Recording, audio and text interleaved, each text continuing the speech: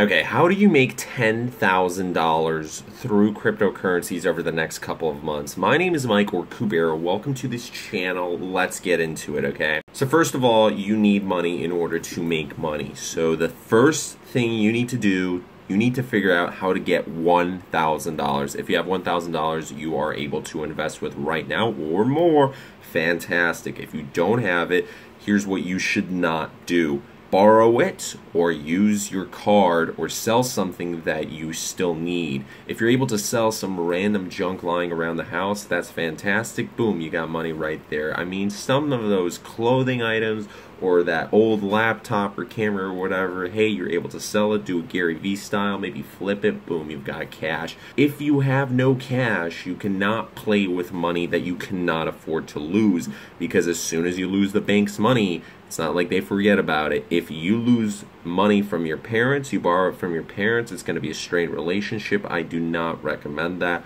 Or from your friends or girlfriend or whatever like that. So if you can't sell anything and you still need to make $1,000, you go work for it. So you're able to either work for crypto, immediately start getting into it. Like, I will work for Bitcoin. I will do any gigs with Photoshop or video editing or consulting or translating or anything really that you're good at. If you're not good at anything, there has to be something that you figure out over the next couple of weeks that you're able to do. That is not an excuse. So anyways, you either work for crypto or you find some job, I don't know, it pays like $8 an hour, anything really, and you save up $1,000 over the next month. Whether you're a teenager, whether you're 50 years old, you can figure out a way to make at least $1,000 over the next month. That's it. Hey, if it's really that difficult, maybe you can do something like I did, move to a cheaper country where for $1,000 a month you can live quite well here. And making $1,000 every single month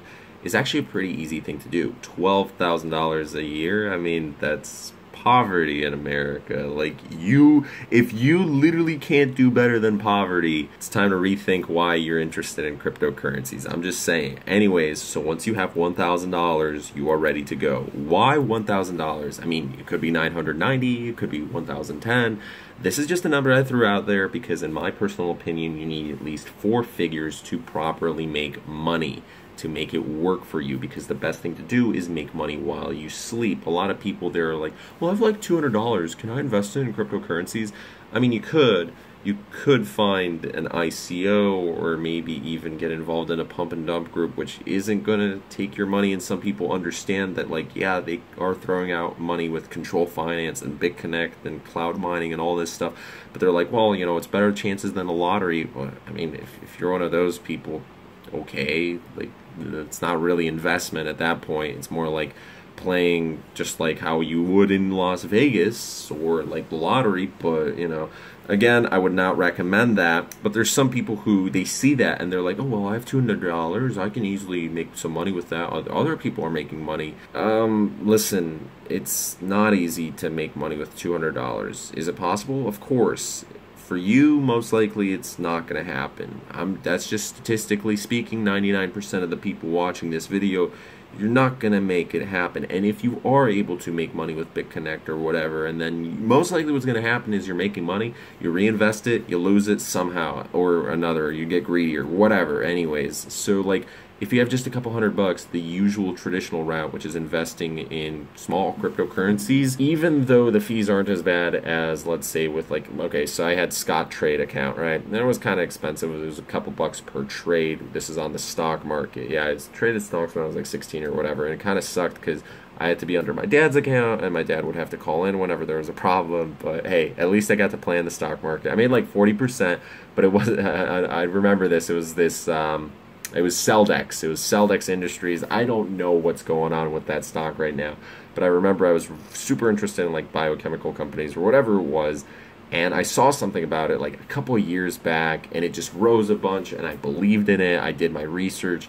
I put in like $300 or $400, and it rose. I made like 40%, but by the time commissions came in, it was like 35 or 30. I can't remember. Commissions definitely hurt me a bunch, buying and selling. So the commissions aren't as bad. with, let's say, Polonix or whatever, where it's like 0.25% or whatever. But still, when you're dealing with only a couple $100 and you're dealing with multiple altcoins because you want to diversify your portfolio, and maybe you're doing some day trading or whatever, and there's a bad day, it can hurt you and you might waste your time. So even though the little fees aren't much, it's just better to start with $1,000. Plus, why waste your time? Again, it's opportunity cost. Maybe you could have just spent 2 weeks work and boom, you have $1,000, and the $200 profit that you made, like, wow, okay, so you doubled your money. Let's say you doubled your money. You had like $300, you doubled your money, you got into $600. Well, if you spent that 2 weeks working to get $1,000 and then you doubled that $1,000, boom, more money. So time is a very valuable asset, my friends. Anyways, once you have $1,000 or more, what I recommend is going into 5 altcoins at least. Maybe you could go into 10 if you really wanted to, but again, with the commissions and stuff. So you need to diversify your portfolio. It is getting a little tricky that you're only putting $200 into each one with the fees and stuff. But if you really, really do your research with altcoins, because I invested, let's see, one of the first coins I invested in was Ripple and Ethereum. And those did extremely well. And of course, I always was in Bitcoin, but still. So those were the altcoins that I kind of went into, and they were huge at the time, and now they're obviously at the tippy top. But still, I did my research on them, and I got some information from other people who made like hundreds of thousands of dollars. I was like, wow, okay, so they're doing well. I trust their word. But, of course, you got to be a little bit skeptical, so I also did my own research, and I made money. And I was like, wow, okay, so now it's time to find more stuff. And I forgot exactly what was next, but what you do is you look at the past history of certain coins, and it's not just like the past day or even past 7 days. Look at like the past month, past couple of months, even maybe past couple of years, and see what's going on. Once you have looked at the past, look at what forums, both on the I wanted to say, I'm used to saying it from my other channel, just look on forums on the ClearNet, and that's it. So look on Bitcoin forums, look on marketing forums, look on crypto forums, look on Reddit, look wherever you can for people's opinions on this, and then start researching also. So you got the people's opinions. You need to start looking into the news, and you need to look at from your own opinions as well. And on top of that, the fourth source of information is from the people behind the coin. Do they have any updates? What's their roadmaps? What's their white papers like? What are their plans for this year, ending it off, and then next year, and maybe beyond that? Are they thinking way too big? If a company's like, oh yeah, we're going to change the whole world, we're going to revolutionize. Listen, before you make $1 million, you need to make 100,000, actually 10,000, even just $1,000. So first, think small, think midterm goals, and then you can solve it. Anyways, let's get the laptop brightness back up again. So once you do some research and you figure out a couple good coins, most likely think of it like, remember Wolf of Wall Street, the blue chip stocks? Think of stuff that is kind of at the top or in the middle, right? It has room to grow, but it has enough people supporting it, and there's whales and all this stuff and other companies and banks that, you're not going to, don't go for coins that you're going to double your money in or triple your money, or there's a chance. At first, when you only have $1,000, or let's say $2,000, you just want to go for that 10%, the 20%, and when you do make it, you have two options. Either A, you're able to sell some of it and keep the profit or whatever and go into other altcoins. B, you're able to keep holding it, and hopefully, at this point you're super confident that it will go up. You have some proof or whatever. There's a bunch of people who are saying it, and there's something to back it up. Just something's there. You feel it in your heart.